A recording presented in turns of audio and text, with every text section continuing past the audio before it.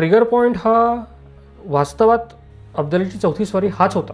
चौथ्या स्वारीत ज्यावेळेला अब्दालीला माघार घ्यावी लागली आणि मराठ्यांनी ज्यावेळेला त्याचं लाहोर, मुलतान, पंजाब, सिंधचा सगळा भाग तिथनं त्याची ठाणी उठवून लावली, त्याच वेळेला अब्दालीने कुठेतरी मनाशी हे ठरवलं होतं की आता मला परत जायचं आणि हे सगळं माझं घेतलेलं मला कॅप्चर करायचं.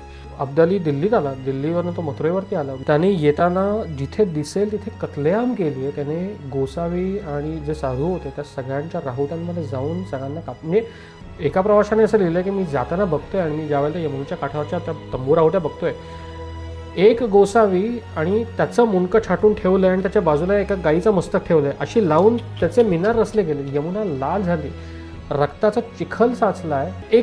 अजून एक उल्लेख असा आहे की 5 का 5.5 हजार मुलांची प्रेतं पडली आहेत आणि त्यांची मस्तकं नाही आहेत, धड आहेत फक्त. जानेवारीच्या सुरुवातीपर्यंत अब्दालीची पिछेहाट होते अशीच आपल्याकडे बरीचशी पत्रं आहेत.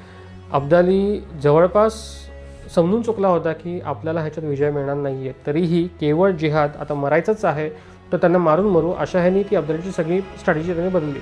तोफखान्यावरचा जो अधिकारी होता तो मराठ्यांकडे नुकताच आला होता, त्याचा होता इब्राहिम खान गार्दी, आणि त्याने काही गोष्टी सुचवल्या ज्या गोष्टी त्यावेळेला खरंच महत्त्वाच्या होत्या. म्हणजे आपल्याकडे अजूनही हा सगळ्यात मोठा गैरसमज आहे की पानिपतात मराठ्यांनी स्ट्रक्चर्ड बॅटल का केली, गनिमी कावा का केला नाही. गनिमी कावा केला असता तर कदाचित आपण शिवाजीवांनी युद्ध जिंकली तसं आपण जिंकू शकलो असतो.